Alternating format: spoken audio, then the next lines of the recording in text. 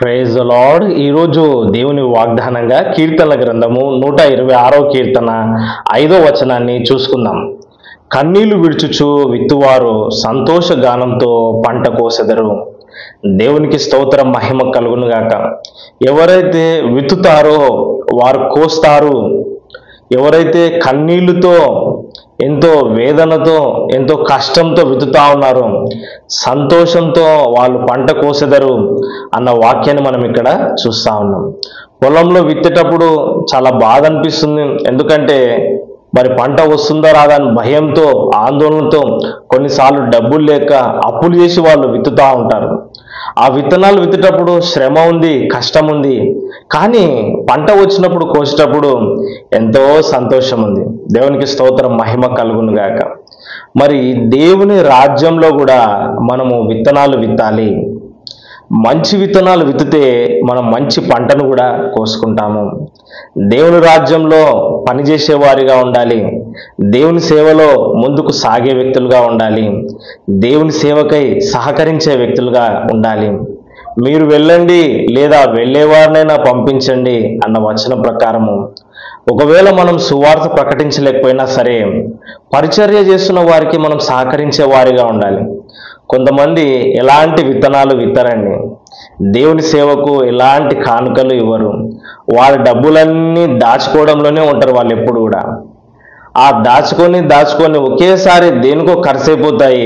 తర్వాత అయ్యో నేను ఏమీ చేయలేకపోయినానే దేవునికి అని ఆఖరిలో బాధపడతా ఉంటారు. నీకు సమయం ఉన్నప్పుడే నీవు చేయగలిగిన సహాయము, నీవు దేవుని సేవకు చేయగలిగితే అది ఎంతో ఆశీర్వాదకరము, అది ఎంతో దీవెనకరము. ఒకవేళ నీకు శ్రమల్లో, కష్టాల్లో ఉన్నా సరే నీవు దేవుని సేవకు సహకరిస్తున్నావా, కన్నీళ్లతో నీవు విత్తుతున్నావా, సంతోషంతో నీవు పంట కోసే దినాలు కూడా వస్తాయి. హల్లెలూయా. దేవుని సేవ ముందుకెళ్ళాలి. తద్వారా నా కుటుంబం దీవింపబడాలి, నాకు మంచి ఆరోగ్యం రావాలి, లేదా నాకున్న ఇబ్బందుల నుంచి నేను బయటపడాలి, గర్భఫలం నాకు రావాలి, ఒక ఆశీర్వాదం నాకు రావాలి, నేను కోరుకున్న విధంగా దేవుడు నాకు ఒక విధమైన సహాయం చేయాలి అని నీవు మొక్కుబడి చేసుకొని కూడా దేవుని రాజ్యంలో విత్తవచ్చు. దేవునికి స్తోత్రం, హల్లెలూయా. నీవు విత్తిన దానికి దేవుడు తిరిగి పంటను కూడా ఇస్తాడు. కన్నీళ్లతో ఎంతో త్యాగపూరితంగా నీవు ఇస్తున్నావా, దానికి నూరంతల ప్రతిఫలం కూడా నీవు పొందుకుంటావు. మరి ఒక కీర్తన గురించి మనం ఆలోచన చేసినట్లయితే 126వ కీర్తన యాత్రా కీర్తన అంటారు. అంటే ఇజ్రాయేలు ప్రజలు యాత్రలు చేసేవాళ్ళు. యెరూషలేములో మందిరం ఉంది కండి, అక్కడికి వెళ్ళినప్పుడు ఆ యాత్ర ప్రయాణంలో వాళ్ళు పాటలు పాడేవారు. అలాంటి సందర్భంలో రాయబడ్డ ఈ కీర్తనలు బైబిల్లో, ఈ కీర్తనల గ్రంథంలో కొన్ని కీర్తనలు యాత్రా కీర్తనలుగా ఉన్నాయి.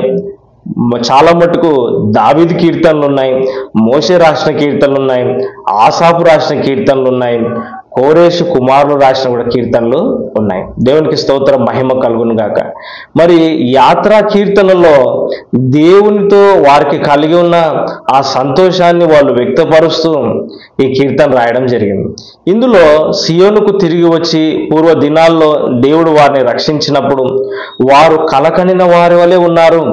దేవుడు వారిని రక్షించినప్పుడు ఆ గొప్ప కార్యాలను వారు స్మరణకు తెచ్చుకొనుచు వారు దేవుని కీర్తిస్తూ కీర్తన రాసినారు.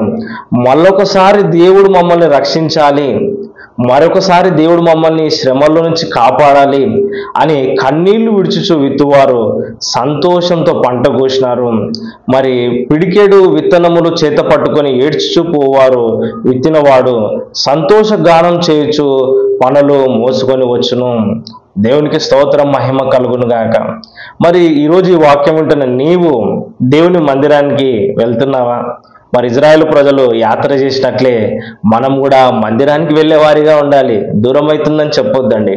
మనం మందిరానికి వెళ్ళి ప్రార్థన చేసే వ్యక్తులుగా ఉండాలి. దేవుని సేవకు సహకరించే వ్యక్తులుగా ఉండాలి.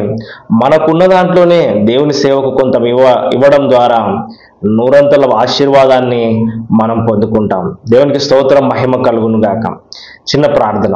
పరిశుద్ధుడైన దేవా, ప్రేమగల తండ్రి, ఎవరైతే కన్నీళ్లతో వేదనతో దేవుని రాజ్యంలో విత్తుతున్నారో సంతోషంతో వారు పంట కోయడానికి సహాయం చేయండి. ఈ వాక్యాన్ని వింటున్న ప్రతి వ్యక్తిని మీరు దర్శించండి అయా. వారు విత్తిన విత్తనాలకు నూరంతల ప్రతిఫలం పొందుకోవడానికి సహాయం చేయండి. ఎవరైతే త్యాగపూరితంగా ఇది దేవుని సేవ, నేను చక్కటి వాక్యాన్ని వింటున్నాను, ఈ వాక్యం ద్వారా నేను మేలు పొందుకున్నాను, ఈ సేవకు నేను సహకరిస్తాను, ఈ యూట్యూబ్ ఛానల్ ద్వారా నాకు మేలు జరిగింది అని ఎవరైతే కానుకలు పంపిస్తున్నారో వారిని నూరంతలుగా మీరు ఆశీర్వదించి దీవించండి. వారి జీవితంలో గొప్ప మేలు చేయండి, గొప్ప అద్భుత కార్యం జరిగించమని మా ప్రభును రక్షకుడైన యేసుక్రీస్తు నామములో ప్రార్థించి స్తుతించి అడిగి వేడుకొనుచున్నాం తండ్రి. ఆమెన్. God bless you. నేను పాస్టర్ ఎలీషా అబ్రహాం. ఈ వీడియోని లైక్ చేయండి, షేర్ చేయండి, సబ్స్క్రైబ్ చేసుకోండి. ఒక చక్కటి కామెంట్ కూడా కింద పెట్టండి. ఒక 10 మందికైనా మీరు ఈ వీడియోని షేర్ చేయడానికి ప్రయత్నం చేయండి. మీ ప్రార్థన అవసరతలకు కూడా మాకు ఫోన్ చేయండి. మా నంబర్ కింద మీకు కనిపిస్తుంది, 8801822377. God bless you.